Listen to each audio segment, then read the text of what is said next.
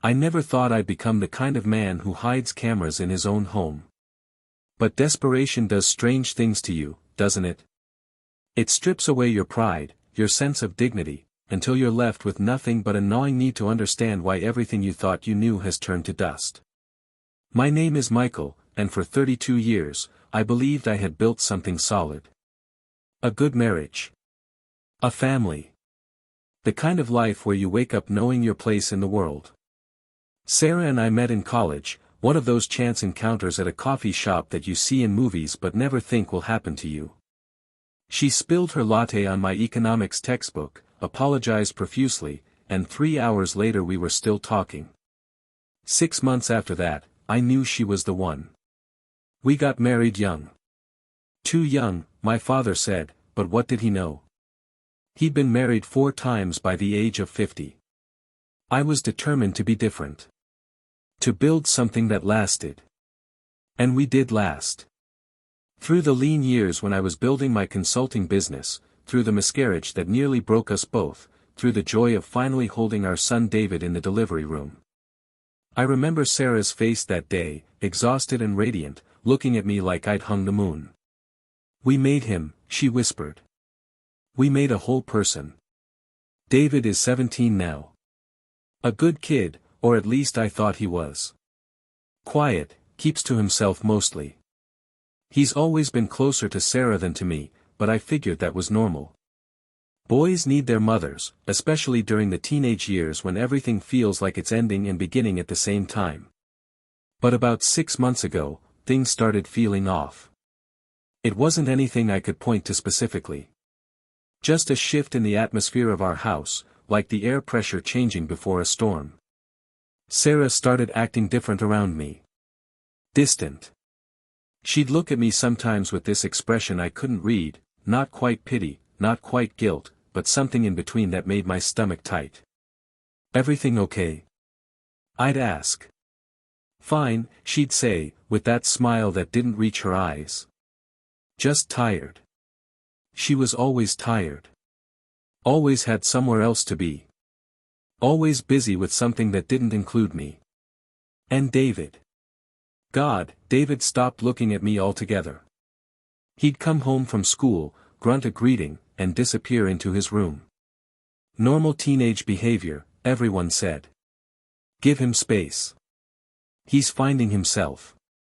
But there was something else. Something in the way Sarah would tense up whenever I mentioned spending time with him. Something in the way they'd stop talking when I entered a room. Am I going crazy? I asked my best friend Tom over beers one night. I feel like a stranger in my own house.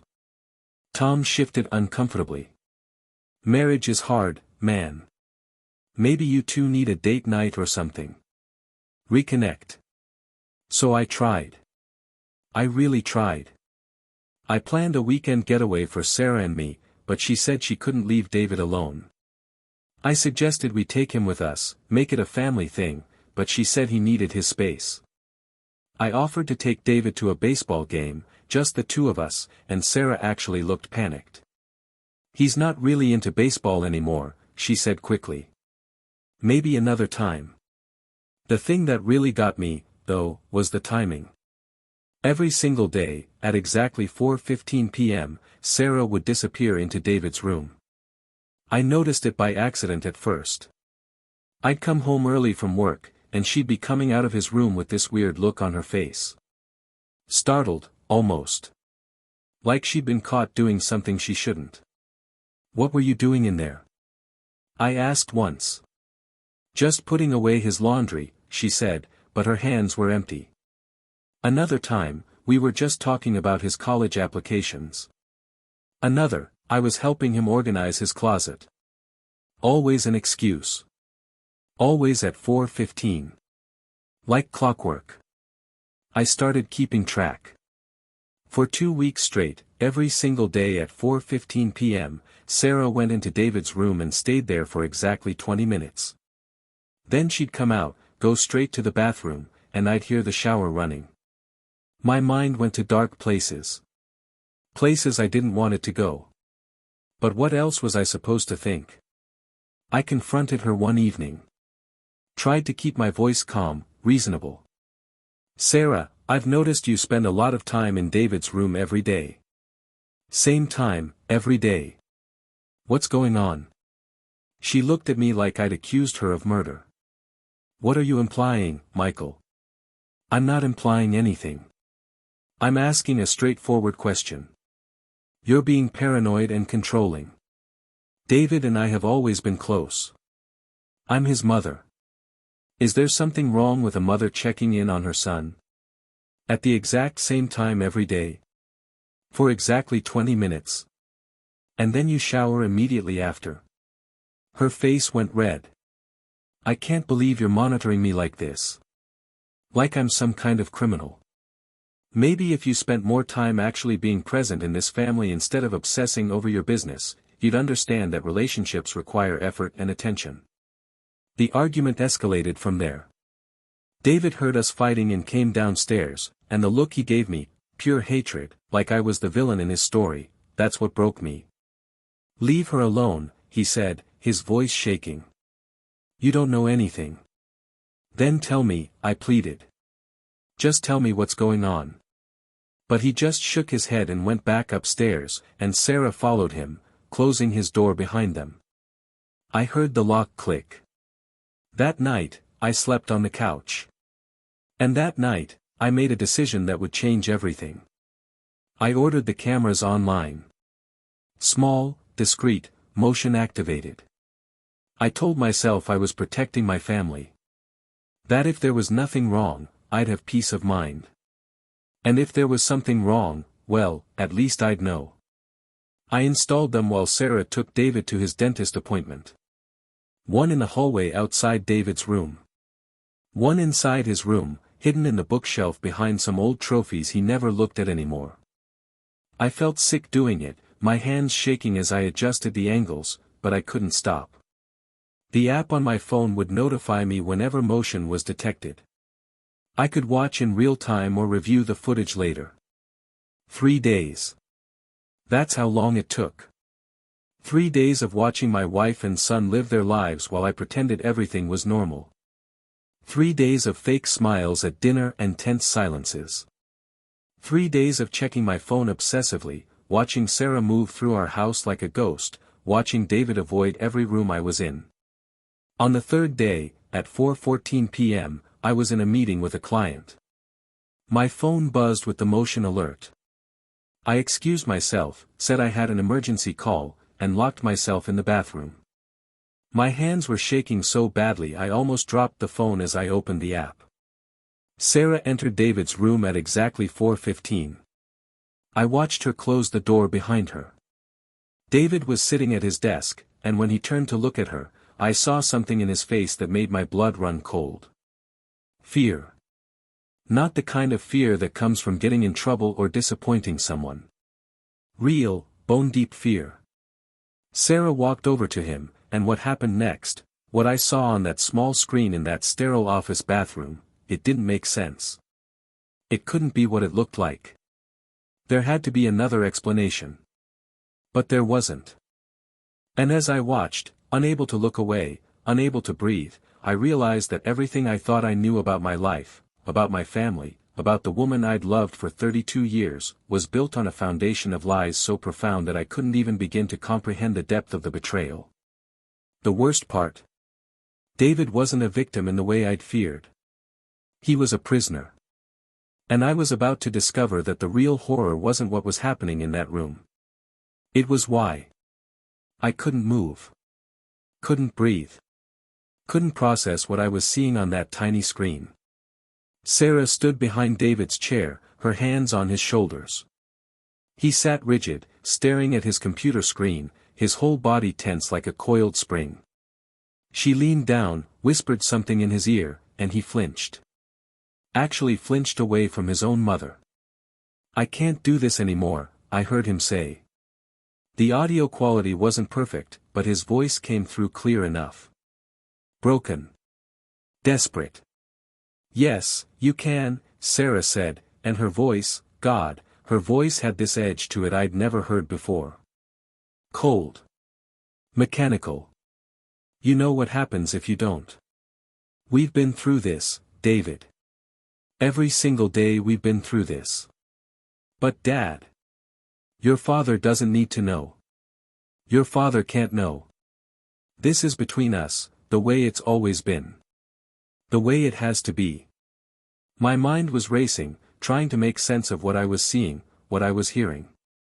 This wasn't what I'd feared. This was something else entirely. Something worse in ways I couldn't yet articulate.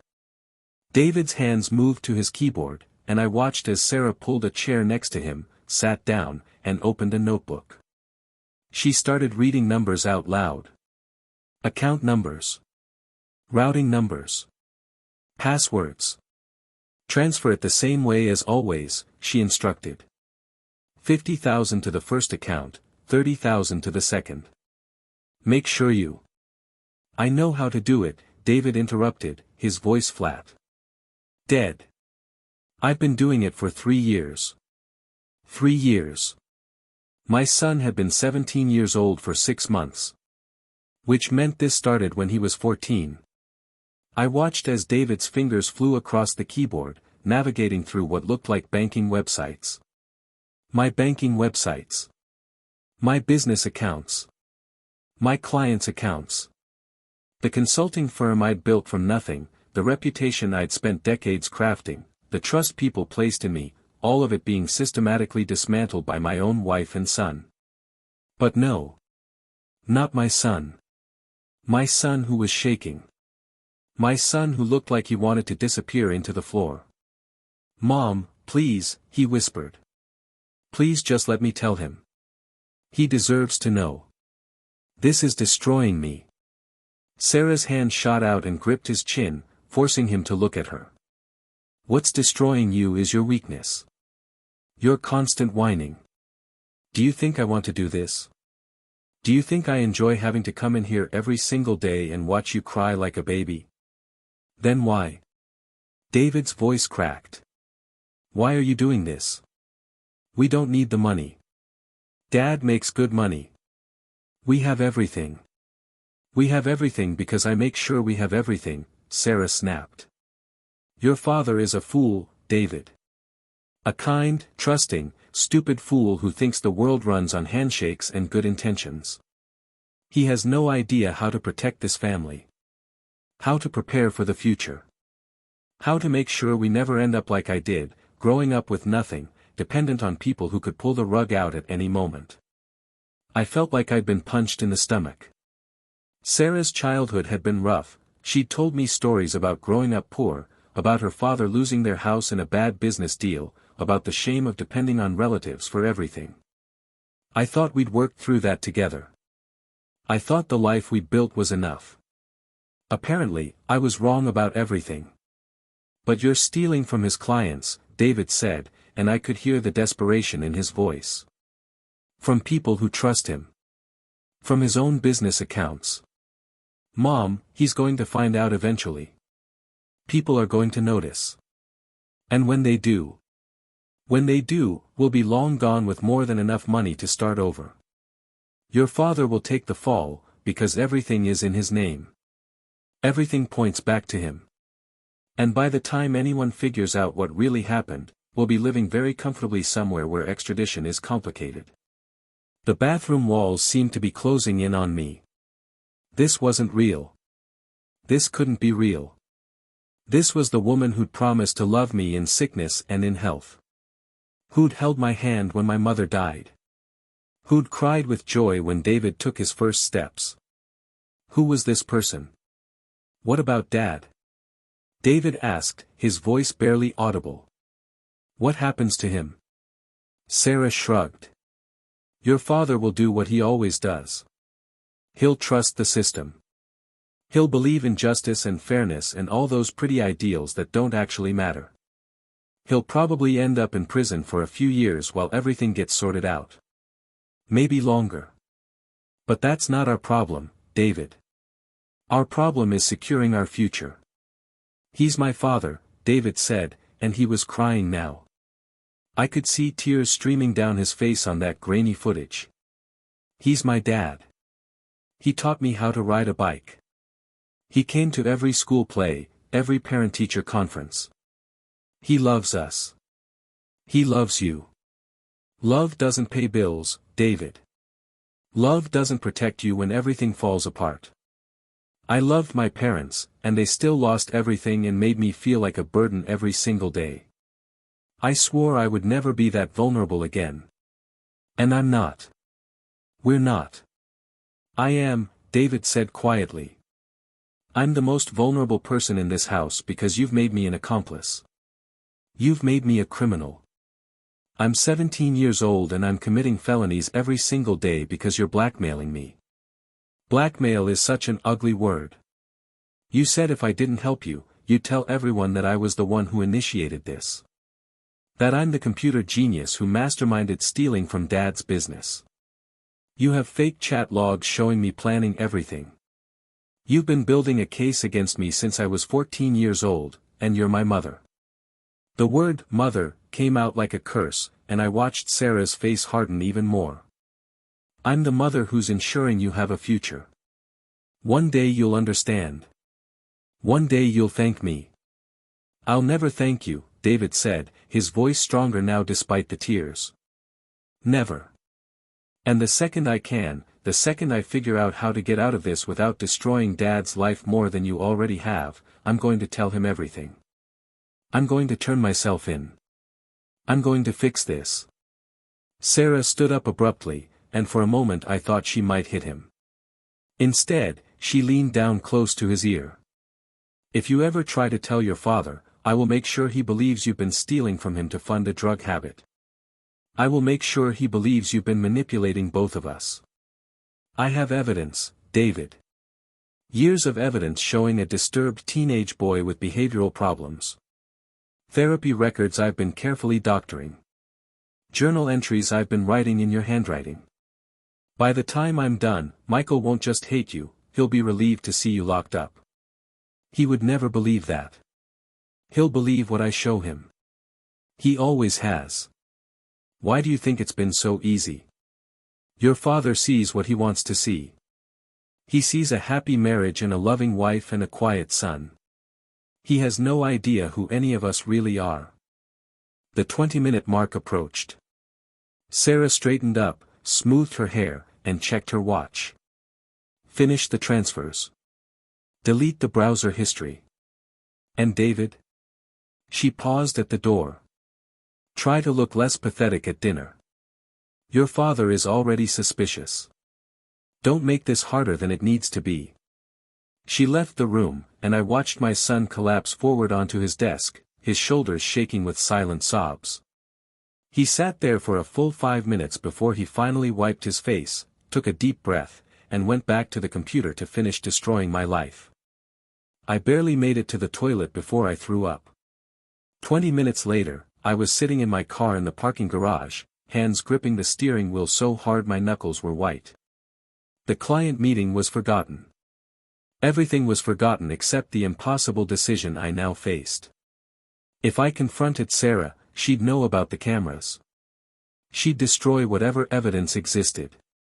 She'd execute her plan to frame David, and my son, my boy who was being tortured every single day, who was trying to protect me even while being forced to betray me, would end up taking the fall for everything. If I went to the police, same problem. Sarah clearly had been planning this for years. She had contingencies. She had evidence pointing to David. And I had illegally recorded footage from cameras hidden in my own home, which might not even be admissible. If I did nothing, continued to pretend I didn't know, then what? How long until Sarah decided she had enough money? How long until she executed her escape plan?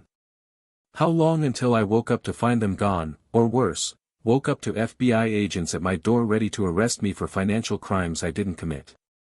I pulled out my phone with shaking hands and started going through my business accounts.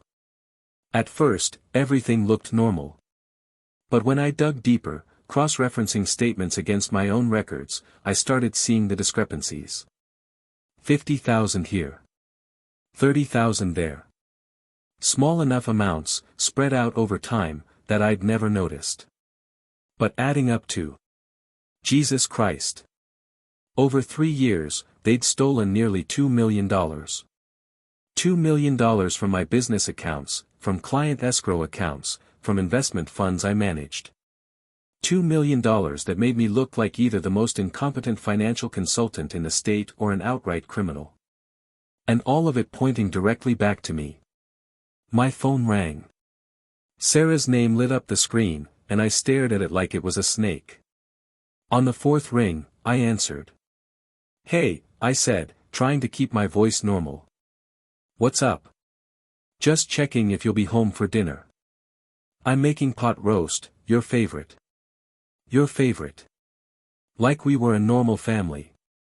Like she hadn't just spent 20 minutes psychologically torturing our son and planning my destruction. "Yeah," I said. "I'll be home. Usual time." "Perfect. Drive safe. Love you." The words hung in the air like poison. I couldn't say them back. Couldn't force those words past my lips. "See you soon," I said instead, and hung up. I sat in that parking garage for another hour, watching the footage over and over, trying to find something I'd missed. Some explanation that would make this less horrific. But there wasn't one. My wife of 32 years was a stranger. A calculating, manipulative stranger who'd been playing a long game that I'd never even known existed. And my son was her prisoner, forced to commit crimes against his own father while living in fear of being framed for everything if he didn't comply. The question wasn't whether I needed to act. The question was how to act without destroying everything, including David's future. I started the car and drove home, my mind already working through possibilities. I needed to be smart about this. Smarter than I'd ever been. Because I was up against someone who'd been planning this for years, who knew me better than I apparently knew myself, who'd thought of contingencies I couldn't even imagine yet. As I pulled into our driveway, I saw Sarah through the kitchen window. She was laughing at something, looking so normal, so much like the woman I'd thought I married. David sat at the kitchen table, hunched over his homework, looking like a ghost. I took a deep breath and walked into my house, the house that had become a prison for my son and a stage for my wife's elaborate betrayal. "Honey, you're home." Sarah called out, her smile bright and warm and completely fake. "Dinner's almost ready." "David, set the table please." "Hey Dad," David mumbled, not meeting my eyes. And I realized the hardest part wasn't going to be stopping Sarah. It was going to be pretending, every single day, that I didn't know what she'd done while I figured out how to save my son and myself from the trap she'd so carefully constructed. The pot roast smelled delicious. I wanted to scream. Instead, I smiled and said, "Smells great, honey. I'm starving." The pot roast tasted like ash in my mouth, but I forced myself to eat. To compliment Sarah's cooking. To ask David about his day at school. To play the role of oblivious husband and father while my mind raced through scenarios, possibilities, ways out of this nightmare that didn't end with my son in prison or my reputation destroyed. "You're quiet tonight," Sarah observed, watching me over her wine glass. "Rough day at work?" The irony almost made me laugh. "Just tired," I said. "Big client presentation next week. A lot on my mind." "You work too hard," she said, reaching across the table to squeeze my hand. Her touch made my skin crawl, but I didn't pull away. "You need to take better care of yourself." David pushed food around his plate, barely eating. The dark circles under his eyes were more pronounced up close. How had I not noticed? How had I missed that my son was falling apart right in front of me? "Because you saw what you wanted to see," Sarah's voice echoed in my head. "Because you're a fool." Maybe I was. But I was a fool who now knew the truth. And that changed everything. After dinner, David disappeared to his room immediately. Sarah started loading the dishwasher, humming softly to herself. I watched her move through our kitchen with practiced ease, and tried to reconcile this woman with the one I'd seen on that footage. The cold calculation in her voice. The casual cruelty. The absolute lack of remorse. I'm going to do some work in the study, I said. At this hour? Sarah frowned. You said you were tired. Can't be helped. Need to review some accounts before tomorrow. Something flickered across her face. Concern. Suspicion. Don't stay up too late, she said finally. I went to my study and closed the door, my heart pounding. Then I did what I should have done months ago, I started a forensic audit of every single account I had access to. Not just glancing at statements, but deep diving into transaction histories, cross-referencing everything, following every dollar. The scope of it was staggering. Sarah hadn't just been stealing randomly. She'd been strategic, methodical. Small amounts from client accounts that were unlikely to be noticed immediately. Larger amounts from my business operating account disguised as legitimate expenses, computer equipment, office supplies, consulting fees to non-existent vendors. She'd even been inflating our personal expenses and skimming the difference. And the trail, when I followed it, led exactly where she'd said it would. To accounts in David's name. To IP addresses that traced back to our home computer. To digital fingerprints that would convince any investigator that my 17-year-old son was a criminal mastermind who'd been stealing from his own father's business. Except David wasn't a mastermind. He was a victim. A child who'd been groomed and coerced into becoming an accomplice in his own father's destruction. I pulled up the camera app on my phone and scrolled back through previous days' footage. Now that I knew what I was looking at, patterns emerged. David's increasing desperation. The way he tried, multiple times, to tell Sarah he couldn't do it anymore. The way she'd systematically broken down every objection, every protest, every attempt at rebellion. One clip from 2 weeks ago made my chest tight. David had refused to make the transfers. He'd stood up to Sarah, said he was done, that she could do whatever she wanted but he wouldn't steal anymore. Sarah had calmly pulled out her phone and played an audio recording. I turned up the volume on my computer, straining to hear. It was David's voice, younger, maybe from 3 years ago. I hate him. I hate Dad. He's never here, never pays attention to us. Sometimes I wish he'd just disappear. Standard teenage angst. The kind of thing every kid says at some point when they're angry or frustrated.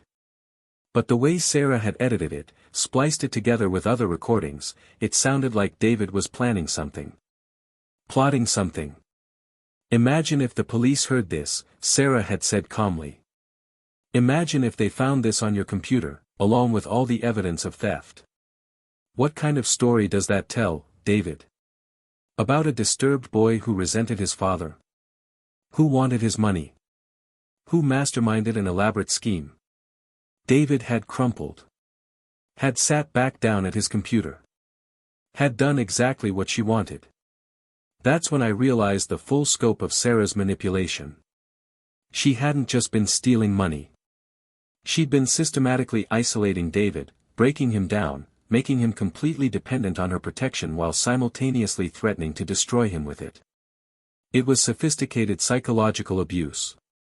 And it had been happening under my roof, every single day at 4:15 p.m., while I was too blind or too busy to notice. I spent 4 hours in that study, documenting everything I could find. Taking screenshots. Making notes. Building my own case. By the time I was done, it was past midnight and my eyes burned from staring at the screen. But I had a plan. Maybe not a good plan, but a plan nonetheless. First, I needed evidence that would hold up in court. The camera footage was problematic, illegal recording laws varied by state, and I wasn't sure where we fell. But if I could get Sarah or David to admit to the scheme on record, somewhere they had no expectation of privacy, that would be different. Second, I needed to protect David. Whatever happened, whatever I had to do, my son couldn't take the fall for this. He was a victim, not a criminal. Any prosecutor who saw the full picture would understand that. I had to believe that. Third, I needed to be smart about timing. If Sarah suspected I knew, she'd accelerate her timeline. She'd disappear with the money, leaving me and David behind to face the consequences. I had to move faster than she could react, but carefully enough not to tip my hand. The study door opened. I quickly minimized the windows on my screen and turned to see David standing in the doorway, wearing pajamas that hung loose on his frame. He'd lost weight. How had I not noticed? Dad? His voice was hesitant. Can I talk to you? Every fiber of my being wanted to pull him into a hug, to tell him I knew everything, that I was going to fix this, that he was safe. But I couldn't. Not yet. If Sarah found out he'd told me, she'd execute her backup plan immediately. Of course, I said, gesturing to the chair across from my desk. What's on your mind? He sat down slowly, his hands clasped tightly in his lap. For a long moment, he just looked at me, and I could see the war happening behind his eyes. The desperation to tell me everything, fighting against the fear of what would happen if he did. He started, then stopped. Swallowed hard. Dad, do you love me? The question hit me like a physical blow. David, of course I love you. You're my son. Why would you even ask that? Because I've done something terrible, he whispered, and his voice broke. Something really, really terrible. And I don't know if you could still love me if you knew. I wanted to tell him everything right then. Wanted to show him the footage, explain that I understood, that none of this was his fault. But I couldn't risk it. Sarah might have other cameras I didn't know about. She might have the study bugged. She'd been planning this for years, who knew what other surveillance she had in place. So instead, I said the only thing I could say, David, there is nothing you could do that would make me stop loving you. You're my son. That bond is unbreakable. Whatever you've done, whatever you think you've done, we can work through it together. You know that, right? Tears started streaming down his face. I want to believe that. I really do.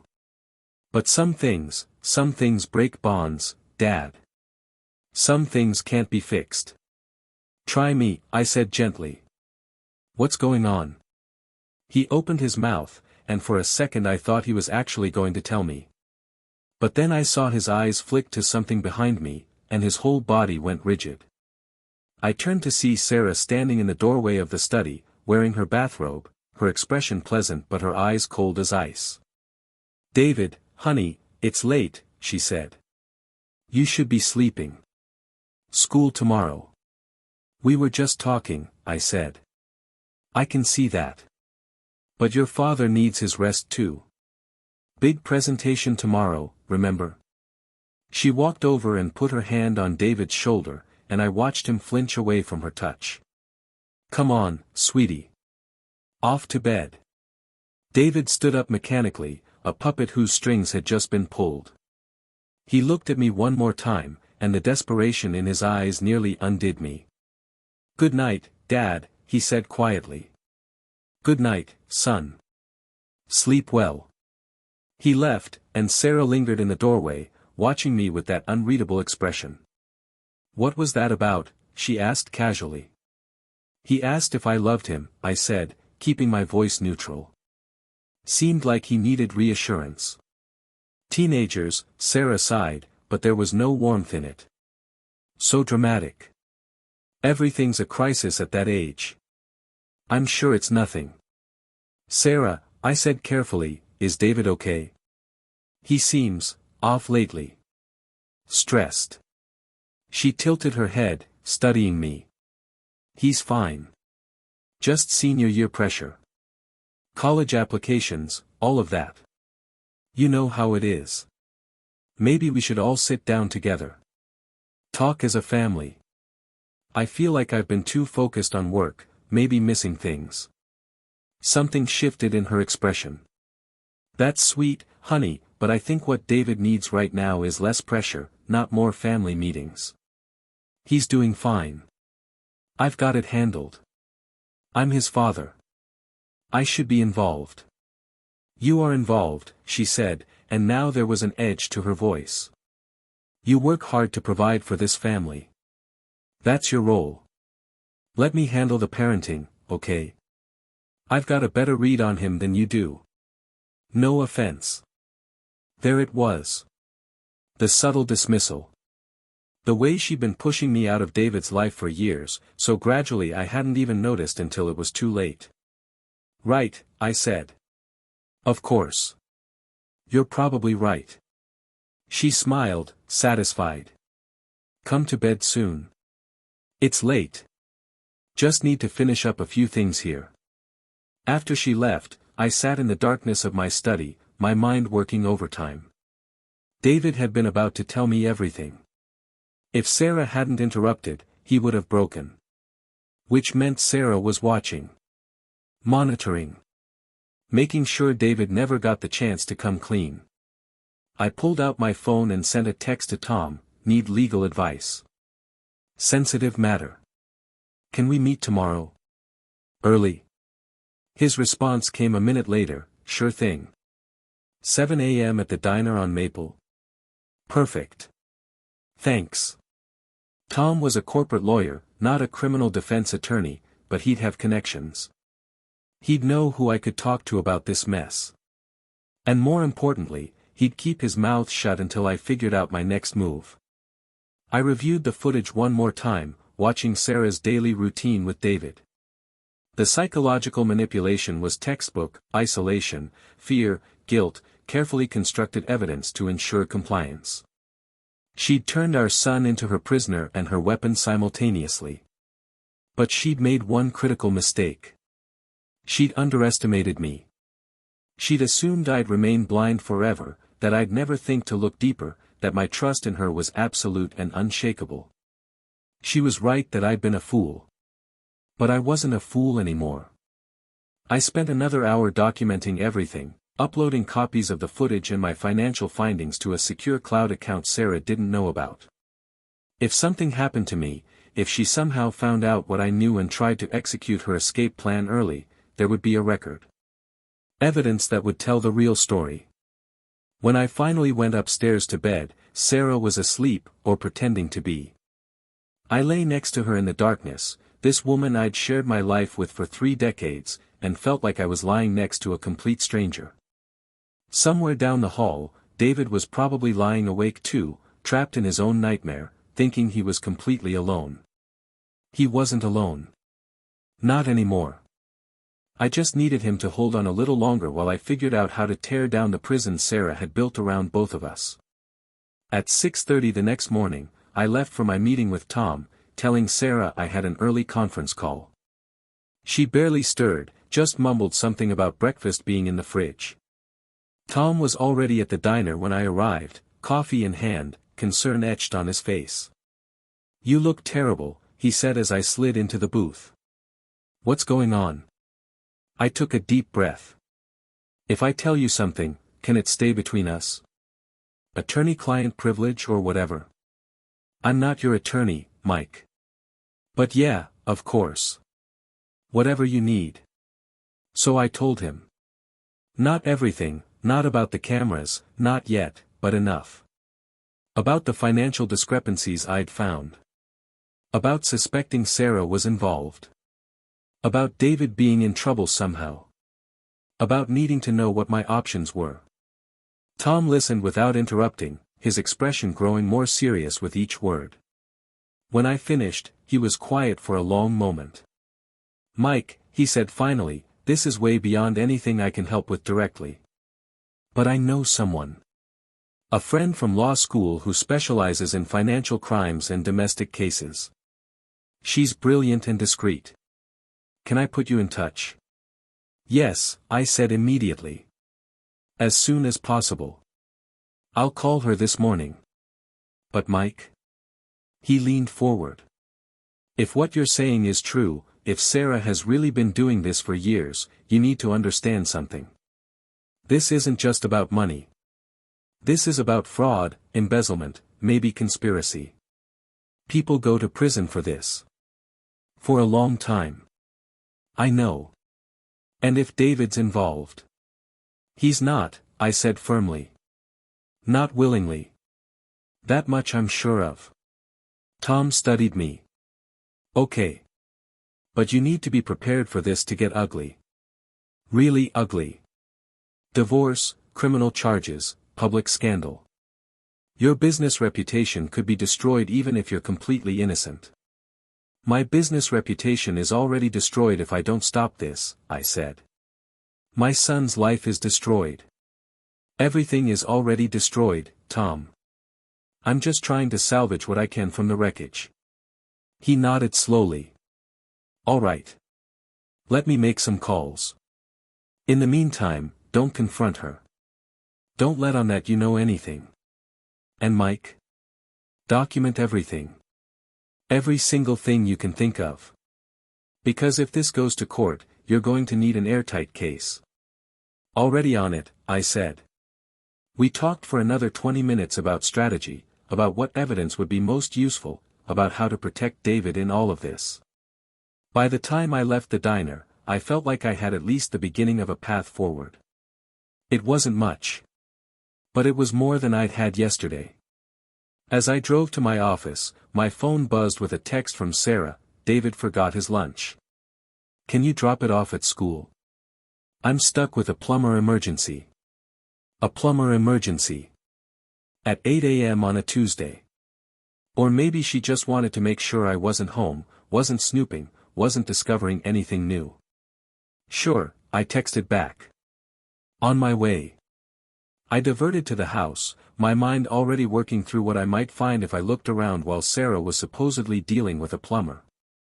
But when I got there, her car was in the driveway and I could hear water running upstairs. Maybe there really was a plumber emergency. Or maybe she was testing me, seeing if I'd use the opportunity to investigate. I grabbed David's lunch from the kitchen counter, a brown paper bag with his name written on it in Sarah's neat handwriting, and left. The high school was only 10 minutes away. I checked in at the office, and they called David out of class to meet me at the front desk. When he saw me, his eyes widened. Fear flashed across his face before he quickly masked it with teenage indifference. Forgot your lunch, I said, holding out the bag. Thanks, he mumbled, taking it. We stood there awkwardly for a moment, surrounded by administrative staff and other students coming and going. I wanted to pull him aside, to tell him everything was going to be okay, but I couldn't. Not here. Not yet. David, I said quietly, I want you to know something. Whatever's going on, whatever you might be dealing with, I'm here. I'm always here. And I'm not going anywhere. Okay. He looked at me, really looked at me, and I saw the tears he was fighting back. Okay, he whispered. I love you, son. I love you too, Dad. Then he turned and walked back down the hallway, shoulders hunched, carrying that brown paper bag like it weighed 1,000 pounds. I watched him go and made a silent promise. Whatever it took, whatever I had to do, I was going to save my son from the trap Sarah had built. Even if it meant burning my whole life down to do it. Tom's lawyer friend, Rebecca Chen, agreed to meet me that same afternoon. Her office was in a nondescript building downtown, the kind of place where discretion was valued more than appearances. When I walked in, she was already reviewing the documents I'd sent over, screenshots of the financial irregularities, timeline of events, everything except the camera footage. I was still trying to figure out how to present that without admitting to what might be illegal surveillance. Rebecca was in her early 40s, sharp-eyed and direct. She didn't waste time with pleasantries. Mr. Torres, she said, gesturing for me to sit. Tom gave me the overview, but I need to hear it directly from you. Start from the beginning and don't leave anything out. And I mean anything. The things you're embarrassed about, the things that make you look bad, the things you think might not matter, I need all of it. So I told her everything. Including the cameras. She listened without judgment, taking notes, occasionally asking clarifying questions. When I finished, she sat back in her chair and was quiet for a long moment. Okay, she said finally. Here's the situation. The good news is that you have evidence of ongoing financial crimes. The bad news is that some of your evidence was obtained through methods that are legally questionable. We're in a two-party consent state, which means recording someone without their knowledge is generally illegal. Even in my own home. Even in your own home, if the person has a reasonable expectation of privacy. Your son's bedroom would likely qualify. However, she held up a hand before I could panic. There are exceptions. If you had reason to believe a crime was being committed, if you can demonstrate that you installed the cameras out of genuine concern for your son's welfare, we might be able to argue that the recordings are admissible. It's not a slam dunk, but it's not impossible either. What about David? I asked. How do we protect him? That's going to be tricky. Right now, all the digital evidence points to him. Your wife has been very thorough in setting up what looks like a convincing case that he's the mastermind. The recordings help establish that he was coerced, but any decent prosecutor is going to question why a 14-year-old couldn't simply tell his father what was happening. Because she threatened to frame him, I said. She had fake evidence ready to go. I understand that. And I believe you. But we'll need to prove it. We'll need to show a pattern of psychological manipulation, coercion, abuse. We'll need experts to testify about the dynamics of this kind of family coercion. It's going to be complicated and expensive and emotionally devastating for everyone involved. I rubbed my face, feeling the weight of it all. What are my options? Rebecca pulled out a legal pad. Option 1, we go to the police right now with everything you have. We present the evidence of financial crimes, we explain David's situation, and we let the system work. The problem is that the moment we do that, you lose control of the narrative. Sarah will lawyer up immediately, she'll start executing whatever contingency plans she has, and there's a real risk that David gets charged as an accomplice before we can establish his victim status. That's not acceptable. I agree. Option 2, we gather more evidence first. Specifically, we try to get Sarah to incriminate herself in a context where recording is clearly legal. We build an airtight case that shows not just what she did, but her intent, her planning, her manipulation of David. Then we go to the authorities with something they can't ignore or twist. How long would that take? Weeks. Maybe months. And during that time, you'd have to continue living with her, pretending you don't know anything, watching her continue to manipulate your son. Can you do that? I thought about David's face that morning, the fear and desperation in his eyes. Could I watch him suffer for weeks or months while I built a case? Could I sleep next to Sarah night after night, knowing what she'd done, what she was still doing? What's option 3? I asked. Rebecca hesitated. Option 3 is more aggressive and more risky. We force Sarah's hand. We create a situation where she has to reveal herself, where she thinks she's in control but we're actually documenting everything. We essentially run a sting operation, but without official police involvement. How would that work? We'd need to set up a scenario that makes Sarah think her plan is falling apart. Something that would make her panic, make mistakes, maybe even try to accelerate her timeline. And we'd need to capture her response in a way that's legally sound. It's dangerous because if she suspects a trap, she'll disappear with the money before we can stop her. But if it works, we'd have everything we need to protect David and put her away. I thought about it. About the risks and rewards of each option. About what was best for David, for my business, for my clients who trusted me and were being robbed without knowing it. I need to talk to David first, I said. He deserves to know that I know. That I'm trying to help him. He's been carrying this alone for 3 years. I understand the impulse, Rebecca said carefully, but that's extremely risky. If Sarah suspects he's told you anything. She's monitoring him, I interrupted. I know that. But there has to be a way to communicate with him safely. Some way to let him know he's not alone. Rebecca thought for a moment. Does David have a phone? Yes, but Sarah probably monitors it. Does he have access to a computer at school? Something that's not monitored by your home network? I think so. The library has computers. Okay. Here's what we do. You create a new email account that Sarah doesn't know about. Something completely unconnected to your normal accounts. Then you find a way to get that email address to David at school, not at home. He can check it from the school library and communicate with you there. It's not perfect, but it's better than trying to talk at home where you might be recorded. It wasn't much, but it was something. A lifeline to my son. I'll do it, I said. Today. Good. In the meantime, I'm going to start building our case officially.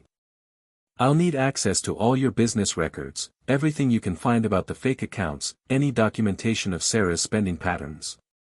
And Michael? She looked at me seriously. From this point forward, you're not just trying to protect your family. You're building a criminal case. That means everything needs to be documented, legal, and airtight. No more gray areas. No more illegal recordings unless we can justify them.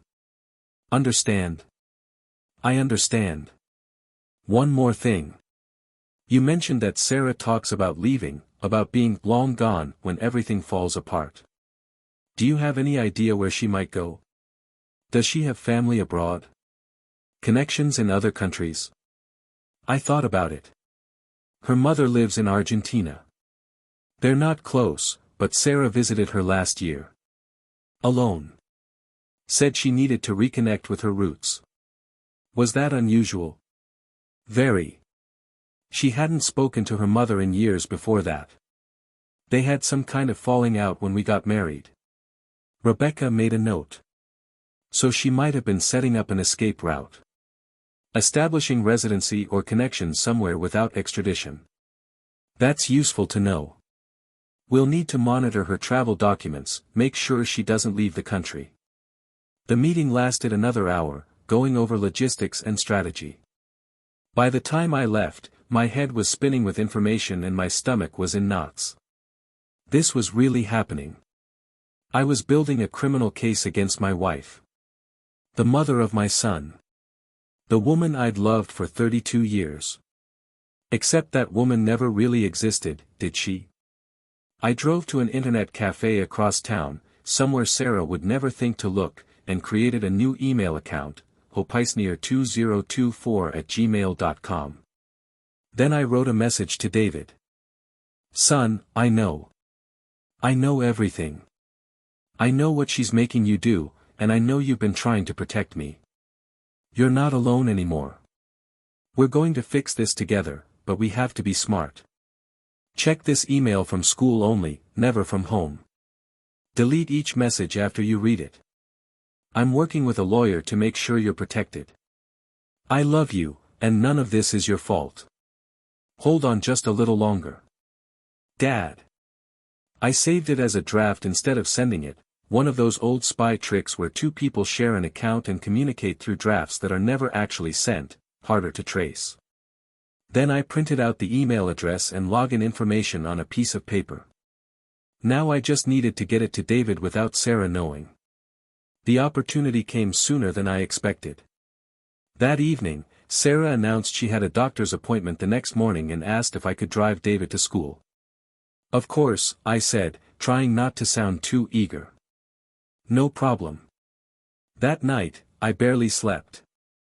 I kept thinking about what I would say to David, how I would explain everything in the 10-minute drive to school. But when morning came and David got in the car, I realized words weren't enough. He needed something concrete. Something he could hold on to. We drove in silence for the first few minutes. Then, at a red light, I pulled the folded piece of paper from my pocket and held it out to him. Don't look at it now, I said quietly. Put it in your pocket. Check it when you're alone at school. Library computer, not your phone. Do you understand? David's hand shook as he took the paper. Dad. I know, son. I know everything. And I'm going to fix it. But we have to be careful. She can't know that you know that I know. Can you do that? Can you pretend for just a little while longer? Tears were streaming down his face. You're not angry at me. Angry at you? God, no. David, you're the victim here. You've been incredibly brave, trying to protect me all this time. But you don't have to do it alone anymore. She said you'd hate me. She said you'd never forgive me. She lied. About that and everything else. I could never hate you. You're my son. The light turned green. I started driving again, and David sat there crying silently, clutching that piece of paper like it was a life preserver. Dad, she's planning something, he said suddenly. Something big. I heard her on the phone last week. She was talking to someone about the final transfer and closing the window. I think she's getting ready to leave. My heart rate spiked. Did she say when? No. But soon. She's been acting different. More nervous. She keeps checking her phone and her email. And she's been making me transfer larger amounts. 60,000 last week. 80,000 yesterday. $80,000 yesterday. While I was sitting in Rebecca's office planning how to save my son, Sarah was accelerating her theft, preparing for her escape. Okay, I said, forcing my voice to stay calm. This is good information. You did good telling me. Now here's what I need you to do. Keep doing exactly what she tells you. Don't resist, don't argue.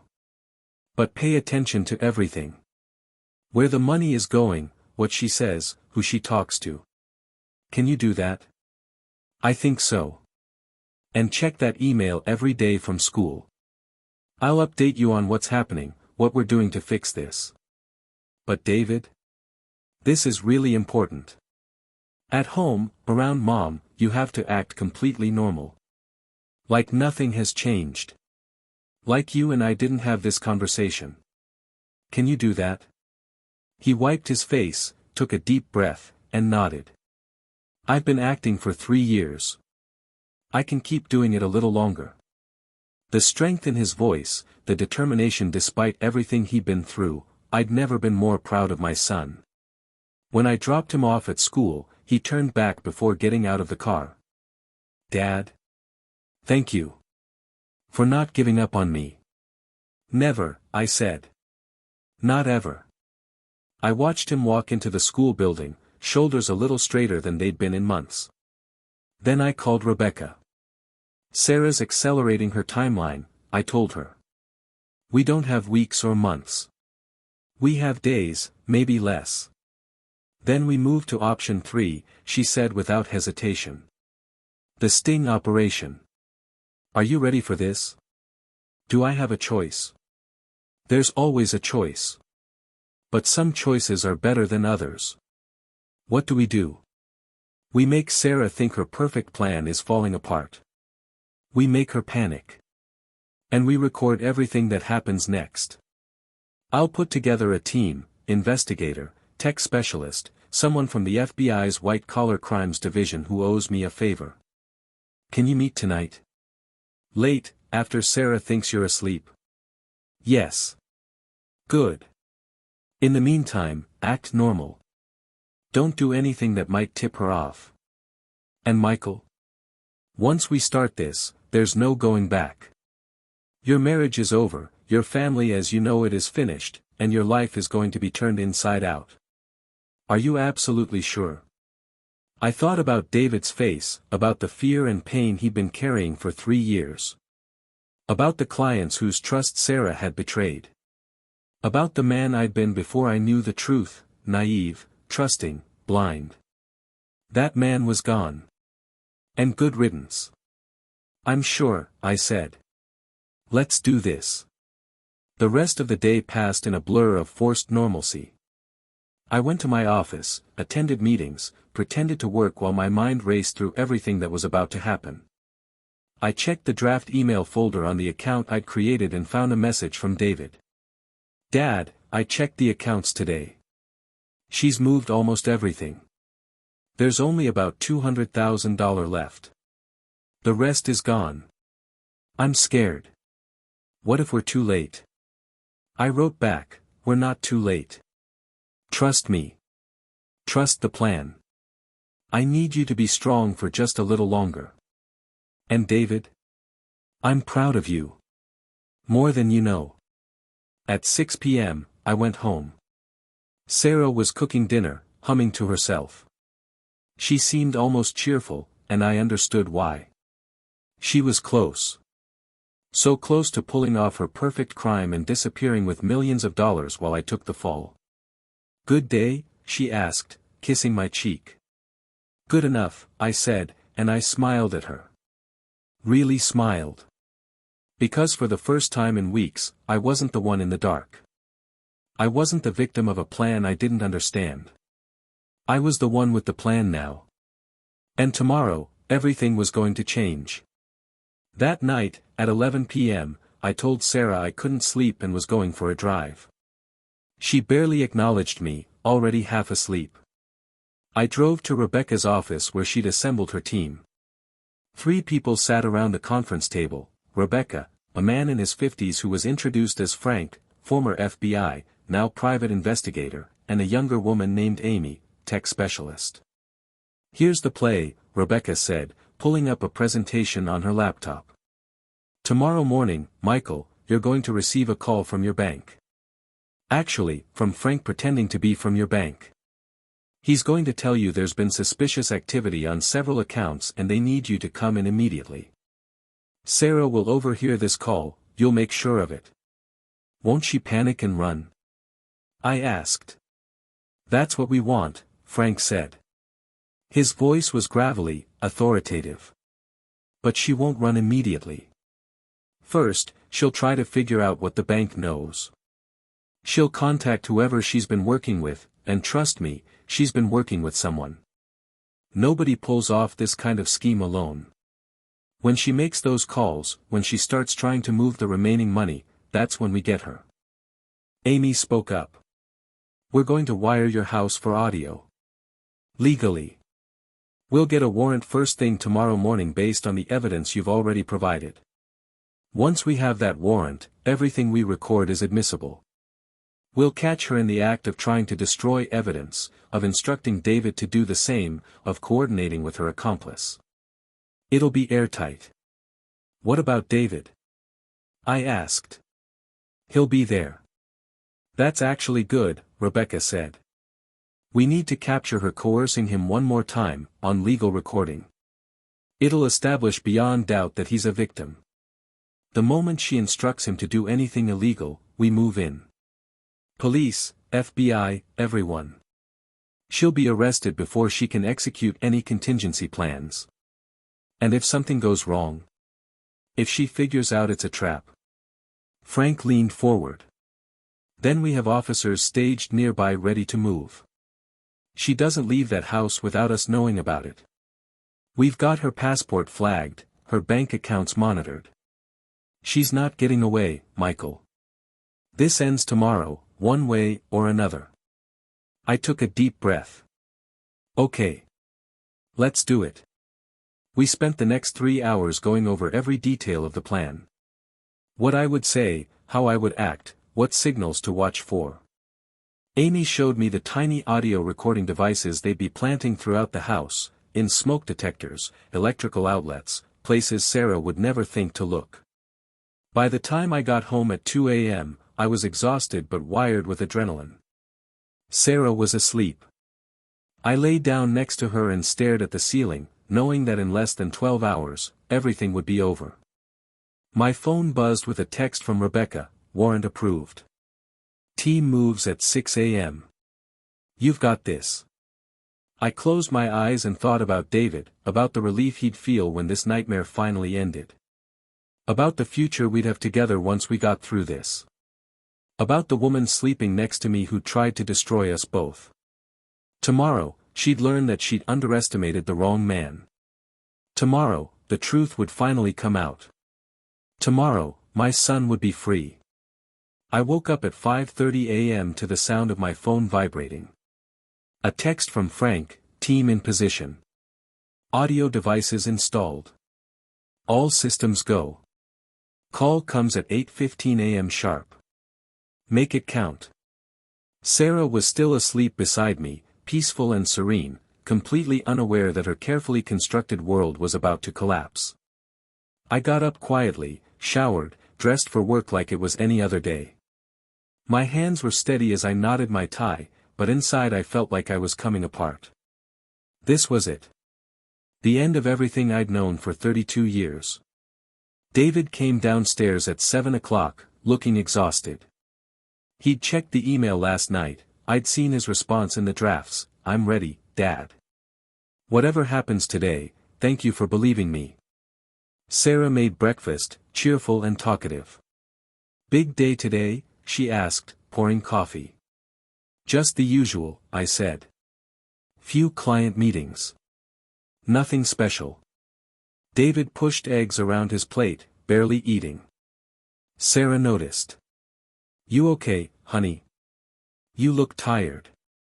"Just didn't sleep well," he mumbled. "Maybe you should stay home from school today. Rest up." "No," David said quickly, then caught himself. "I mean, I have a test.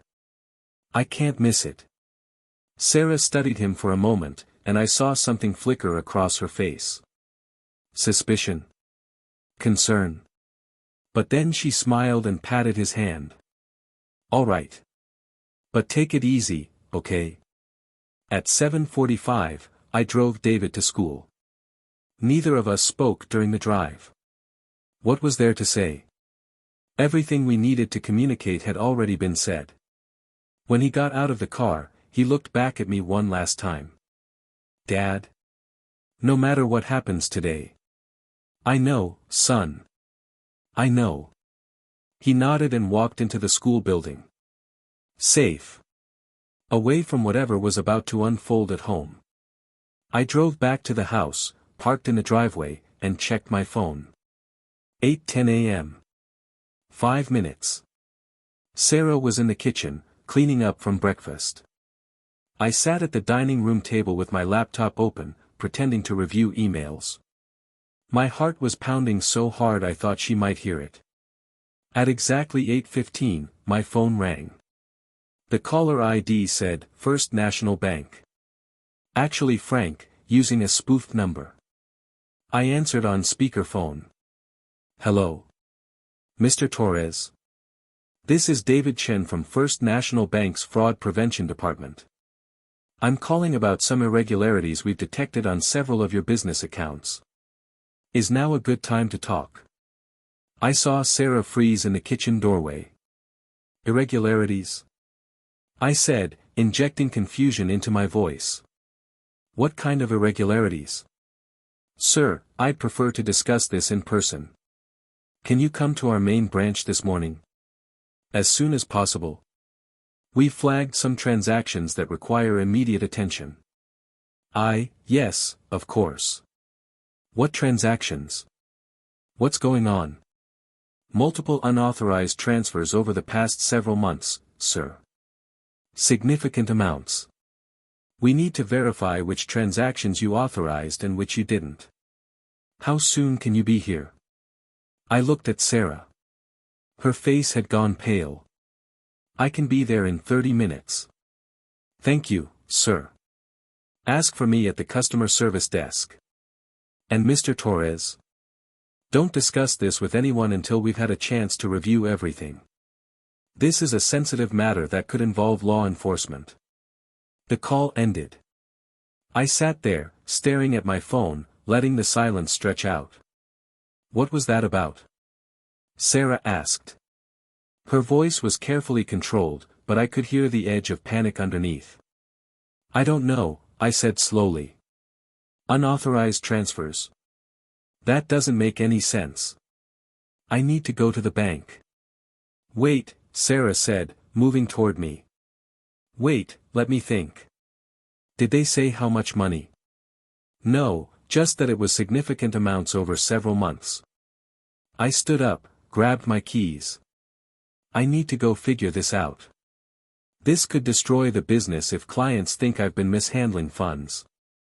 "Michael, wait." Sarah's hand was on my arm now, gripping tight. "Before you go to the bank, maybe we should talk. Maybe there's an explanation." I turned to look at her. Really look at her. An explanation. Sarah, what would you know about unauthorized transfers from my business accounts? Her eyes darted away, then back to me. I could see her mind working, calculating, trying to figure out how much I knew, how much the bank knew, what story she could spin. I might have made some transfers. For household expenses. I didn't think it was a big deal. You always said what's yours is mine, that we're partners in everything. Household expenses. I kept my voice level. How much, Sarah? How much did you transfer for household expenses? I don't know exactly. Maybe 50,000-60,000 over the past few months. We needed a new roof, remember? And the property taxes were due, and the bank said multiple unauthorized transfers over several months totaling significant amounts. That sounds like more than 60,000 for household expenses. Her jaw clenched. Fine. Maybe it was more. I don't keep exact track. But Michael, I'm your wife. It's our money. Why would the bank even flag this? Because it came from my business accounts, I said. From client escrow accounts. Sarah, that's not our money. That's money I'm holding in trust for clients. Did you transfer money from those accounts too? She didn't answer.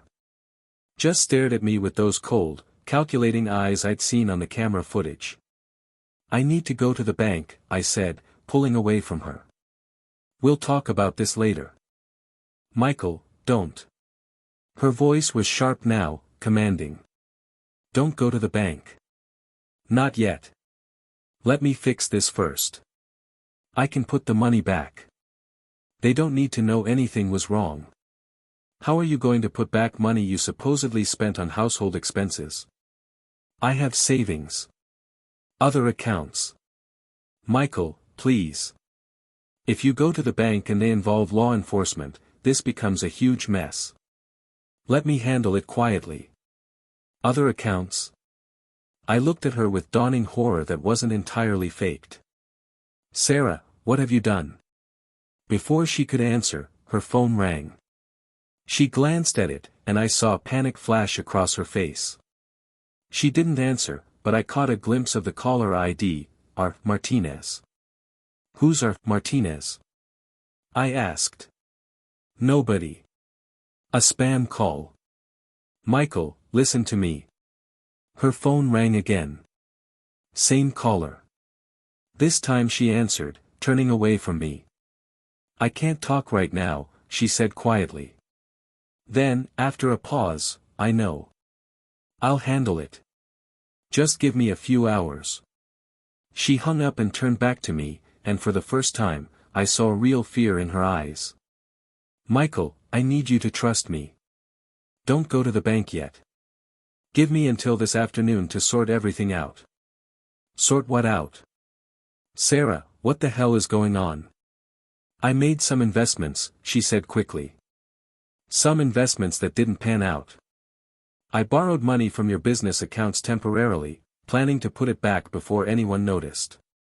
But the investments went bad, and now I need time to liquidate other assets to cover it. That's all. It's not fraud, it's just bad timing. You borrowed $2 million from my business accounts. Her face went white. How did you? The bank doesn't know the total yet. How do you know it's $2 million? I'd made a mistake. I'd revealed that I knew more than the bank call had told me. I watched Sarah's expression shift from panic to cold realization. You knew, she whispered. Before that call. You already knew about the money. How long have you known? Sarah. How long, Michael? Her voice was rising now, sharp and dangerous. How long have you been spying on me? I haven't been spying. I've been trying to figure out why my wife has been acting strange. Why my son looks terrified all the time. Why money has been disappearing from my accounts. Your son, she repeated, and something ugly twisted across her face. So you know about David too. What did he tell you? What lies did he tell you?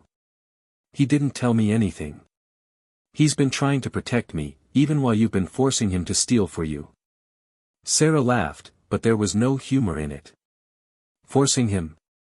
Is that what you think? Michael, you really are as stupid as I always said. David's not some innocent victim. He's been my partner in this from the beginning. He came to me 3 years ago with the idea. Said he'd figured out how to access your business accounts, how to make the transfers look legitimate. He wanted money for himself, for college, for his future. I just helped him. That's a lie, I said. I've seen the footage, Sarah. I've heard you threatening him. I've heard you telling him exactly what you'd do if he didn't cooperate. Her eyes narrowed. Footage. You've been recording us. In our home. In our son's bedroom.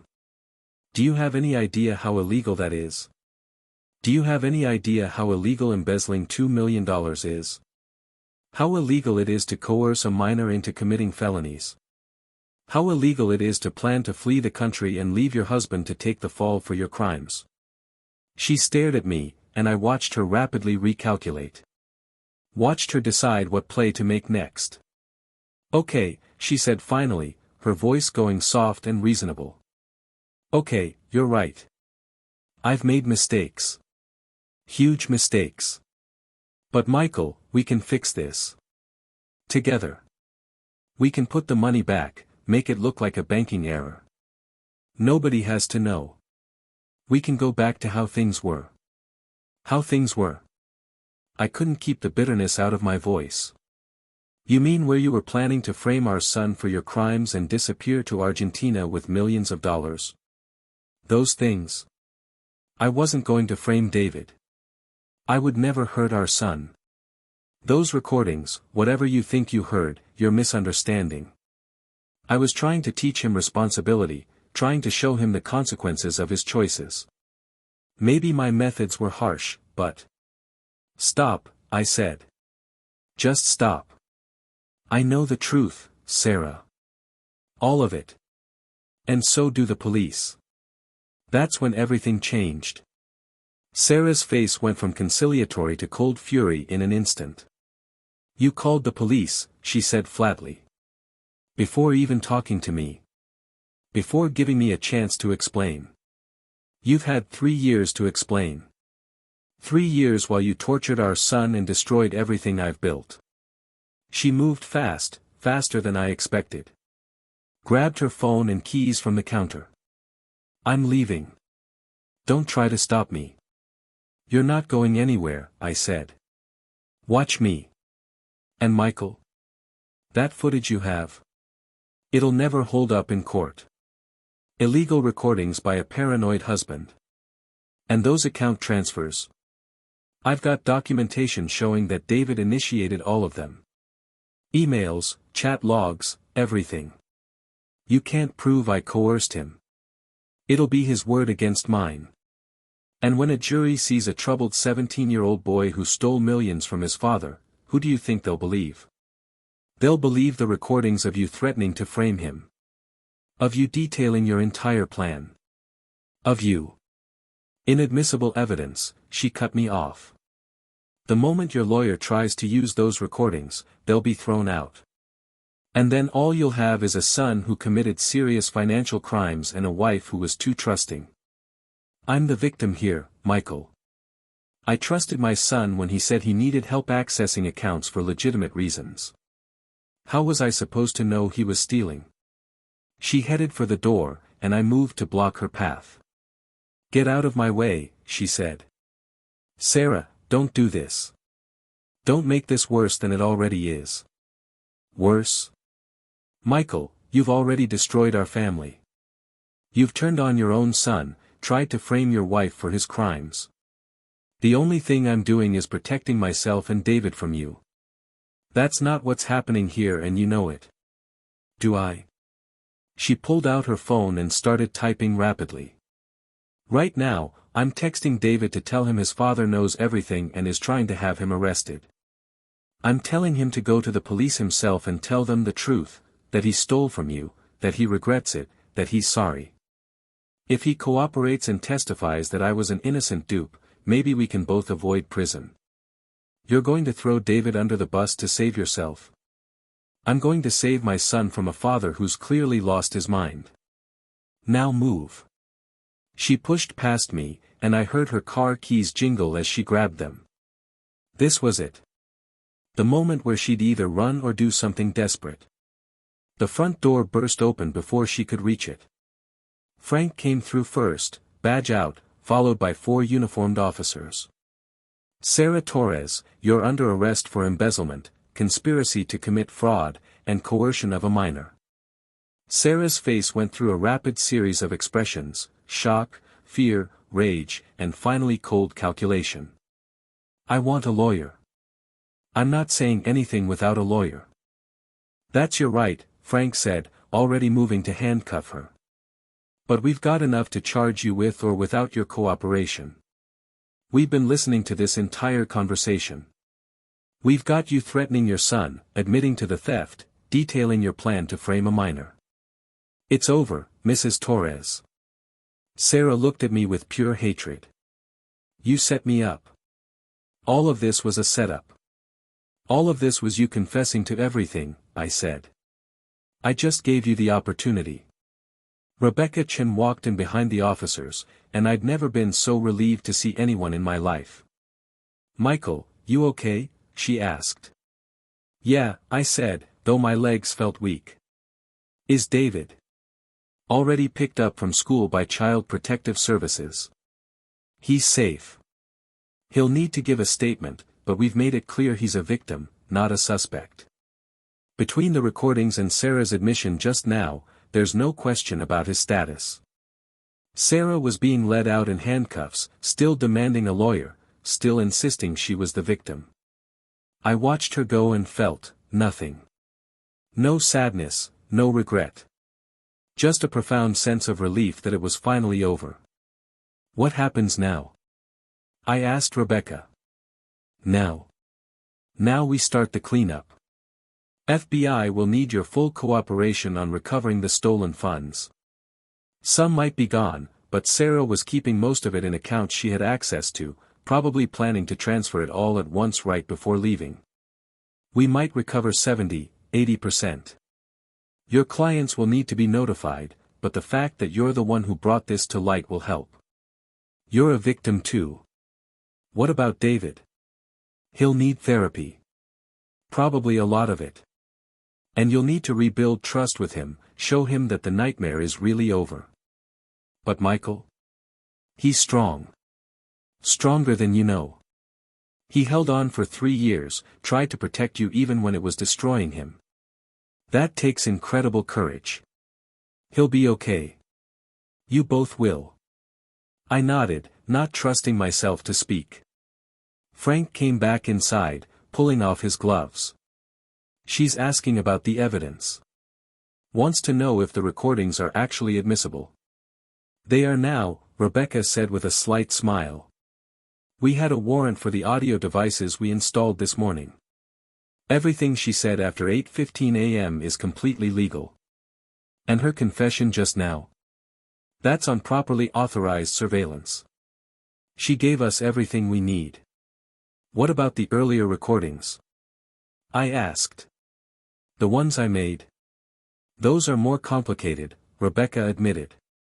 But we might not need them.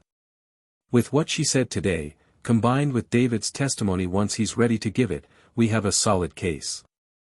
The earlier recordings just provide context. A good prosecutor can work with that. Over the next few hours, the house filled with investigators, forensic accountants, FBI agents. I gave statement after statement, walking them through everything I'd discovered, every piece of evidence I'd gathered. At 3 p.m., Rebecca told me David was waiting at her office and wanted to see me. I drove there faster than I should have, my heart pounding. When I walked into the conference room, David was sitting at the table with a victim's advocate beside him. He looked exhausted, hollow, like he'd been crying for hours. When he saw me, he stood up. Dad? I crossed the room and pulled him into a hug, and he collapsed against me, sobbing. It's over, I kept saying. It's over, son. You're safe. You're safe. I'm sorry, he choked out. I'm so sorry for everything. For stealing from you, for not telling you sooner, for... Stop, I said firmly. None of this is your fault. None of it. You were 14 years old. She manipulated you, threatened you, abused you. You have nothing to apologize for. But I stole from you. From your clients. I committed crimes. Under extreme coercion from an adult you trusted. David, the prosecutor has already said you won't be charged with anything. You're a victim. Everyone understands that. He pulled back to look at me. What about Mom? Your mother is going to prison, I said gently. For a long time. I'm sorry. I know that's hard to hear, but... It's not hard to hear, David interrupted, and there was steel in his voice I'd never heard before. It's a relief. Dad, she destroyed our lives. She tortured me for 3 years. She was going to let you go to prison for what she did. I don't care if she's my mother. I hope she never gets out. The victim's advocate touched David's shoulder gently. It's okay to feel that way right now. And it's okay if those feelings change later. There's no right way to feel about this. We sat there for a long time, David and me, just being together. No secrets between us anymore. No lies. Just a father and son who'd survived something terrible and come out the other side. What happens now? David asked eventually. Where do we go from here? Home, I said. We go home. We rebuild. We figure out how to be a family again, just the two of us. We get you therapy, we get me therapy, and we take it one day at a time. What about college? With everything that happened, with the money gone. We'll figure it out, I assured him. You're going to college, David. I'll make sure of that. Maybe not the most expensive school, maybe you'll need some loans, but you're going to have your future. The future you deserve. The future she tried to steal from you. Rebecca knocked on the door and came in. Michael, I wanted to update you. The FBI located most of the stolen funds. Sarah had them spread across multiple offshore accounts, but she hadn't moved them yet. They're freezing everything now. You should recover about 85% of what was taken. And the other 15%? Gone. She'd been using it to fund her lifestyle, set up her escape route in Argentina, pay off whoever Martinez is, we're still tracking that person down. But the bulk of it is recoverable. Your clients will be made whole. It wasn't perfect, but it was better than I'd hoped for. Better than I deserved after being so blind for so long. Thank you, I said. For everything. That's what you pay me for, Rebecca said with a small smile. Michael, you did the right thing. You protected your son and exposed a serious criminal. That took courage. After she left, David looked at me. Did it? Take courage? What do you mean? Mom said you were weak. That you trusted too much, believed in people too much. That you were a fool. Was she right? I thought about it. About how my trust had been weaponized against me. About how my love for my family had blinded me to what was happening right under my nose. About all the ways I'd failed to see the truth. Maybe she was right that I trusted too much, I said finally. But David, I don't think that makes me weak.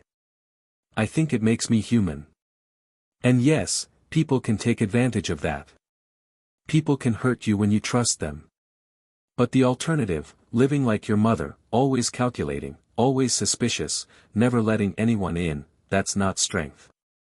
That's just a different kind of prison. So what do we do? How do we trust people again after this? Carefully, I admitted.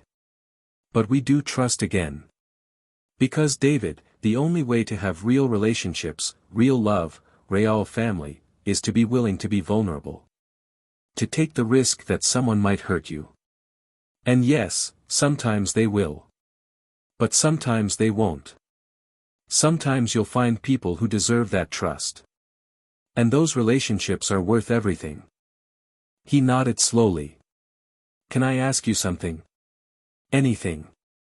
Did you ever really love her? Mom. Or was your whole marriage a lie? I thought about the young woman I'd met in that coffee shop 32 years ago. The woman who'd spilled her latte and apologized profusely. The woman who'd cried with joy when David was born. Had that woman ever been real? I loved who I thought she was, I said. And maybe that person existed once, a long time ago. Or maybe she never did, and I just loved an illusion. I don't know, David. I honestly don't know.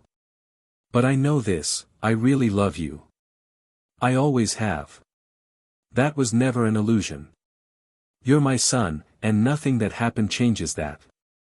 He hugged me again, and we sat there in that conference room as the afternoon turned to evening, two survivors of the same shipwreck, clinging to each other and trying to figure out how to swim to shore.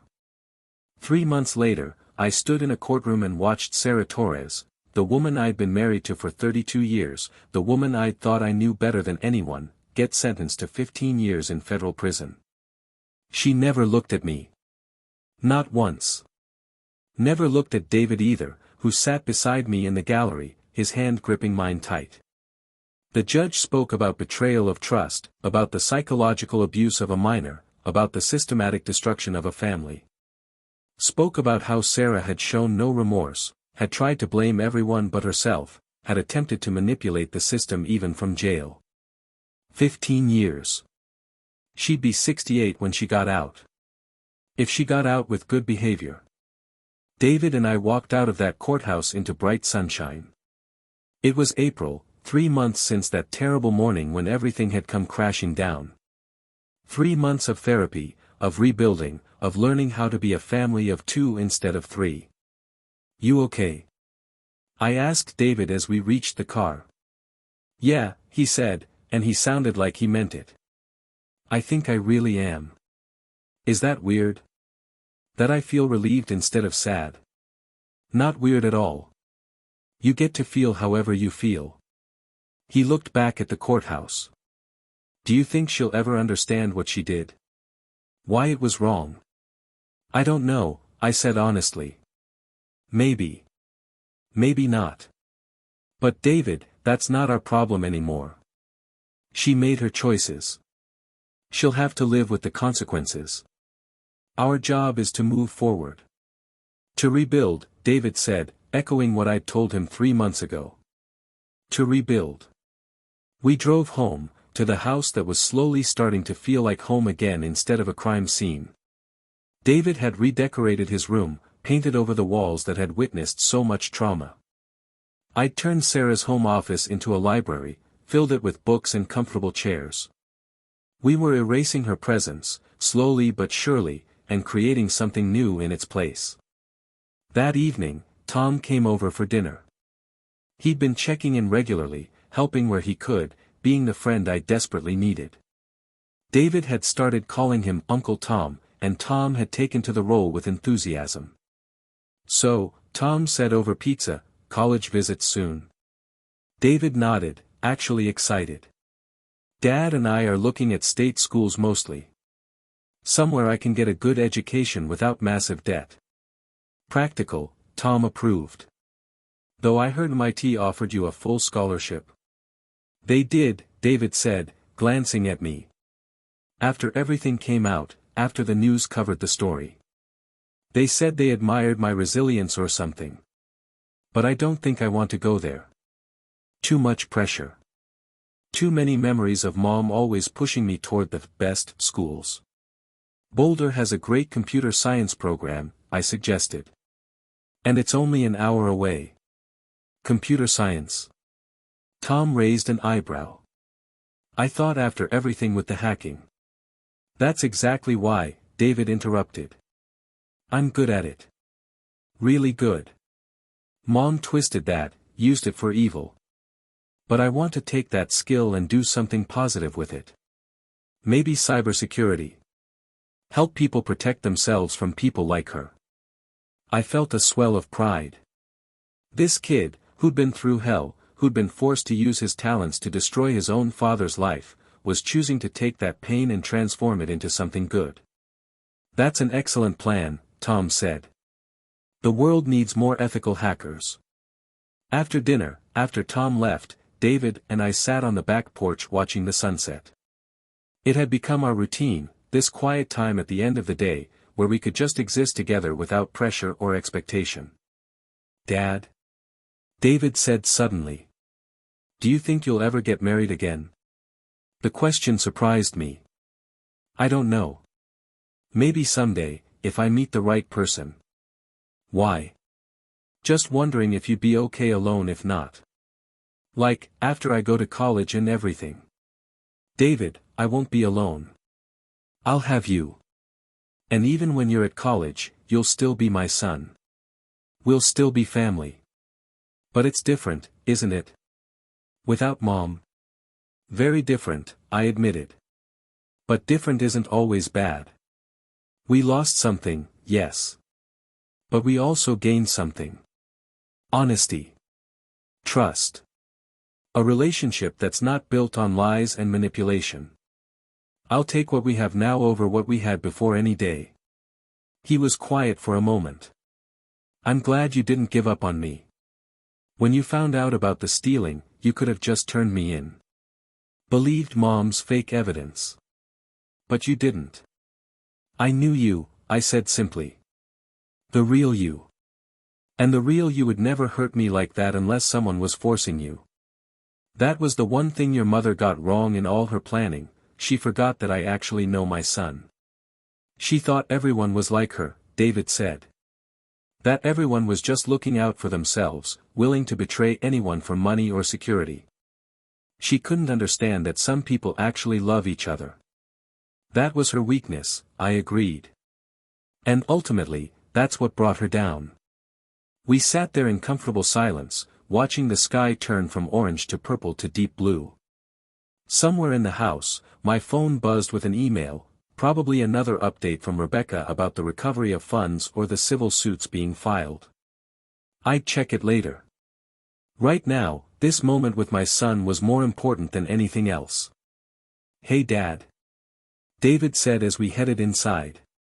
Thanks for believing in me. For fighting for me. For being the kind of dad who doesn't give up. Always, I said. I will always fight for you, David. That's what parents do. Real parents, anyway. That night, I lay in bed, in a bedroom I'd redecorated, in a house I was slowly making mine again, and thought about the journey that had brought me here. The betrayal, the lies, the systematic destruction of everything I thought I knew. But also the rebuilding. The healing. The relationship with my son that was stronger now than it had ever been.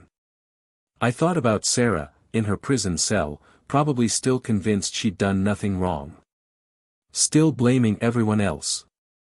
Still unable to see that her obsession with security and control had cost her everything that actually mattered. And I thought about the man I'd been 3 months ago, naive, trusting, blind to the truth. That man was gone.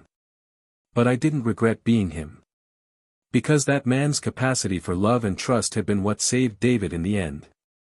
My son had known, on some level, that if he could just hold on, if he could just find a way to tell me the truth, I would believe him. I would help him. And he'd been right. Tomorrow, David and I were driving up to Boulder to tour the campus.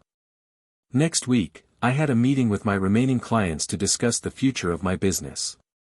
Next month, we were taking a vacation, just the two of us, to Alaska, somewhere neither of us had ever been, somewhere with no memories of before. We were building a new life, one day at a time. Not the life I'd planned. Not the life I'd imagined when I was young and idealistic and in love with a woman who turned out to be a stranger. But a good life nonetheless. An honest life. A life built on truth instead of lies, on real love instead of manipulation. I closed my eyes and, for the first time in months, slept peacefully through the night. The cameras were gone now. I didn't need them anymore. I knew the truth. And the truth, as painful as it had been to discover, had set us free.